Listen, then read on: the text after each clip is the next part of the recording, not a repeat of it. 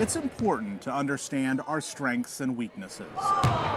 Ashland Greenwood senior Kyle Krasinski knew at a young age he wasn't going to be the tallest kid on the basketball court. He's always been a little shorter than the other kids, so he's had to figure out how to be able to shoot over them, and being further out makes that easier for him. That's his mother, right? Lisa. Yes.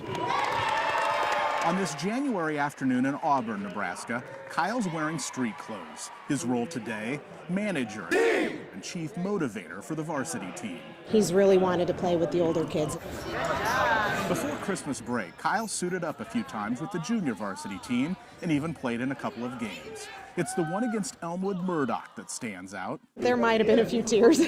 Kyle launched a three-pointer with 12 seconds left in the game. He missed, but watch closely. The other team rebounds and passes it to Kyle. He even beat the buzzer. Did you know it was good as soon as it left your hand? Yeah. We wanted to know who selflessly passed Kyle the ball. He's junior, Tommy Eggert. Notice, he even looked back to see if it went in. We've just been playing with that kid for quite a while now. I just feel like it would have been a good chance to give it to him again. We always teach kids do the right thing, and Tommy stepped up and he did the right thing for us, and it was wonderful for that kid.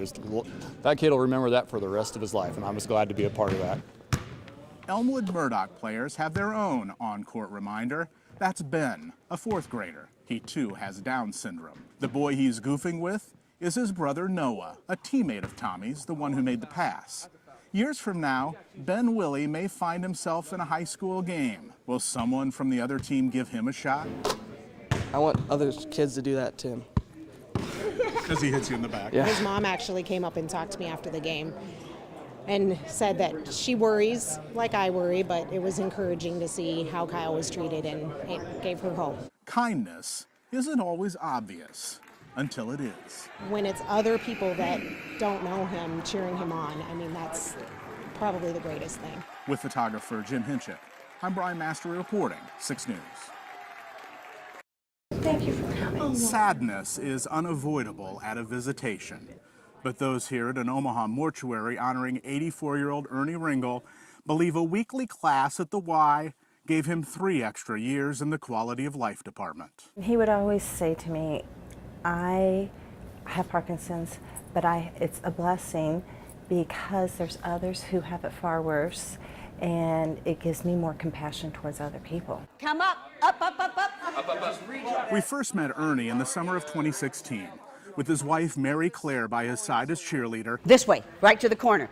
He was full steam ahead in a program called Delay the Disease. Surrounded by more than a dozen others with Parkinson's, he learned how to manage the side effects. Nice, Ernie! When my dad went to go move his foot and he couldn't get it to move, that was frightening. But she would say, this is part of it, you know, and this is just what we do to get you past that. Good, good. I went to class and said, you guys need to make goals. You need to make goals to travel. You need to find pleasure in your life, and we will design our exercise to get you there. Where'd you take vacation, Ernie? Ernie eventually took a cruise to the Panama Canal. My mother passed away 5 months ago, and they had been married 65 years, and he missed her terribly. And so I believe in broken hearts, and I think he just wanted to be with my mom.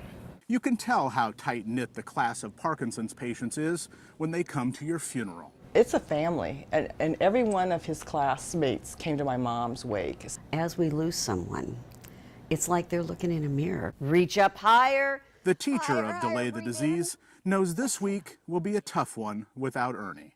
But the sense of community has given them the tools. This is a modified jumping jack. To move forward. With photographer Jim Hinchik, I'm Brian Mastre reporting 6 News. Now bend those knees a little. In the world of volunteering, school crossing guard is one of the more visible ways to donate your time. What you do does get noticed. Last August, this parent dressed the part. And then they gave me a little vest at the school. I went down and I asked them if they had one whenever I first started. The school provided her the stop sign. They let me borrow it. Tanya, Hi. who asked us to just use her first name, There is 3 kids right here that crossed the road. used to be one of the parents who drove to Jefferson Elementary to pick up her girls. Have a good day. But that changed 3 days into the school year. I can't imagine being the parent getting that phone call. And A block from where she stands at 44th and Grover is a reminder. Blue ribbons hugging the trees, a roadside memorial. Last fall, 8-year-old Jalen Duncan, who would take this same route home, darted across Grover Street and was hit by a car. He didn't survive.